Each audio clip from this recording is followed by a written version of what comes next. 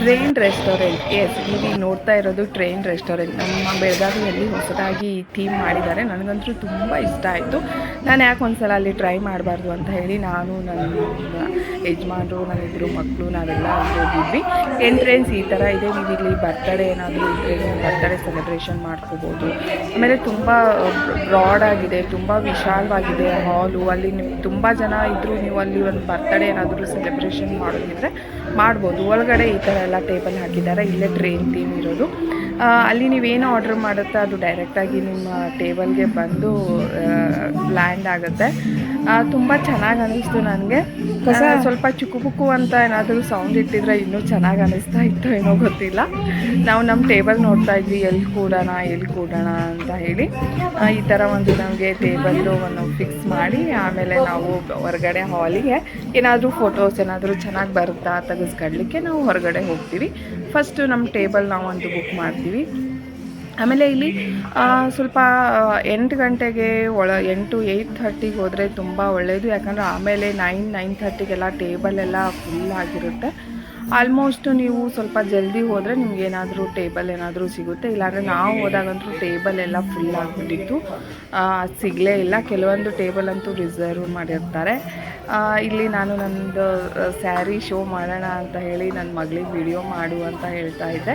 ಇದು ನಾನು BS ಚನ್ನಬಸಪ್ಪದಲ್ಲಿ ತೊಗೊಂಡಿದ್ದು. ಅರೌಂಡ್ 1000ಗೇನೋ ಇದು ಸ್ಯಾರಿ ಇತ್ತು. ಬರ್ತ್ಡೇ ಪಾರ್ಟೀಸ್ಗೆಲ್ಲ ಎಲ್ಲ ಬೇರೆ ಬೇರೆ ಆ್ಯನಿವರ್ಸರಿ ಪಾರ್ಟೀಸ್ಗೆ ಎಲ್ಲ ಇದು ಪರ್ಫೆಕ್ಟು ಸ್ಯಾರಿ ಅಂತ ಹೇಳ್ಬೋದು. ನಾನು ಈ ಸ್ಯಾರಿ ತುಂಬ ದಿನ ಆಯಿತು ಹಾಕಿರಲಿಲ್ಲ ಅಂತ ಹೇಳ್ಕೊಂಡೆ. ಆ ಲೈಟಿಂಗಿಗೆ ತುಂಬ ಚೆನ್ನಾಗಿ ಕಾಣಿಸ್ತಾ ಇತ್ತು. ಆಮೇಲೆ ಫೋಟೋಸ್ ಎಲ್ಲ ತುಂಬ ಚೆನ್ನಾಗಿ ಬಂತು ಅಲ್ಲಿ. ಅದರಿಂದ ನಾನು ಫೋಟೋಸ್ ಎಲ್ಲ ತಕ್ಕೊತಾ ಇದ್ದೆ. ಇನ್ನು ಈ ಥರ ನಾವು ಏನು ಆರ್ಡ್ರ್ ಮಾಡಿದ್ವಿ, ನಾವು ಸೂಪ್ ಆರ್ಡ್ರ್ ಮಾಡಿದ್ವಿ. ಹಾಟಲ್ಲಿ ಸೂಪ್ ಈ ಥರ ನಮಗೇನು ಬೇಕೋ ಅದು ನಮ್ಮ ಟೇಬಲ್ ಹತ್ರನೇ ಒಂದು ಲ್ಯಾಂಡ್ ಆಗುತ್ತೆ. ನಾವು ಅದನ್ನು ತೊಗೊಂಡು ಕೆಳಗೆ ಇಟ್ಕೊಂಡ್ರೆ ಆಮೇಲೆ ಅದು ಅದ್ರ ಪಾಡಿಗೆ ಅದು ಹೋಗುತ್ತೆ, ಬರುತ್ತೆ. ಒಂದಾದ್ಮೇಲೆ ನಮಗೆ ಬರ್ತಾನೆ ಇತ್ತು.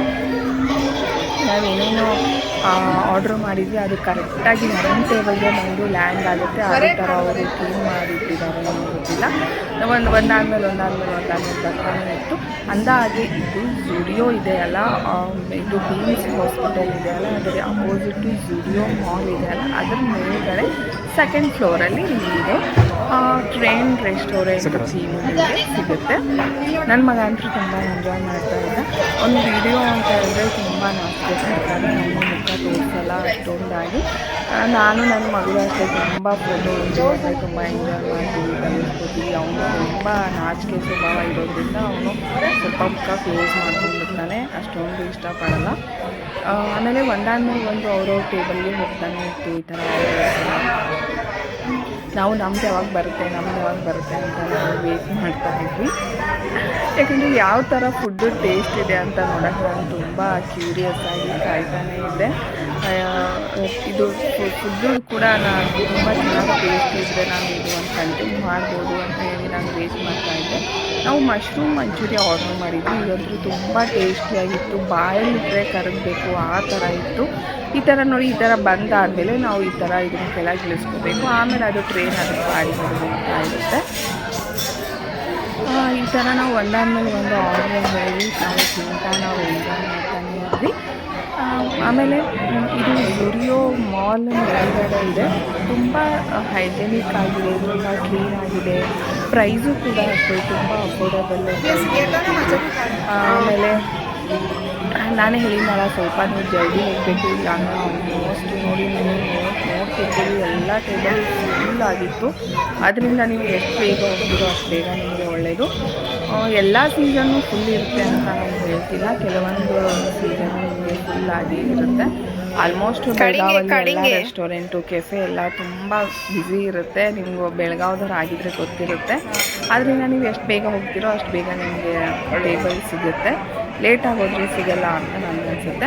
ಆಮೇಲೆ ನೀವು ಇಲ್ಲಾಂದರೆ ತುಂಬ ವೇಟ್ ಮಾಡಬೇಕಾಗುತ್ತೆ ಟೇಬಲ್ ಸಿಗಲಿಕ್ಕೆ. ನೋಡಿ ನೀವು ಎಲ್ಲ ಟೇಬಲ್ಲು ಫುಲ್ ಆಗಿ ನೋಡ್ತಿರ್ಬೋದು.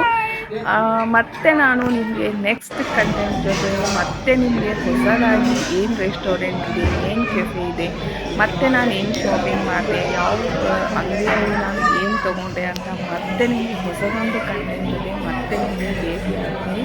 ಅಲ್ಲಿವರೆಗೂ ಸ್ಟೇ ಟ್ಯೂನ್ಡ್. ಬಾಯ್ ಬಾಯ್.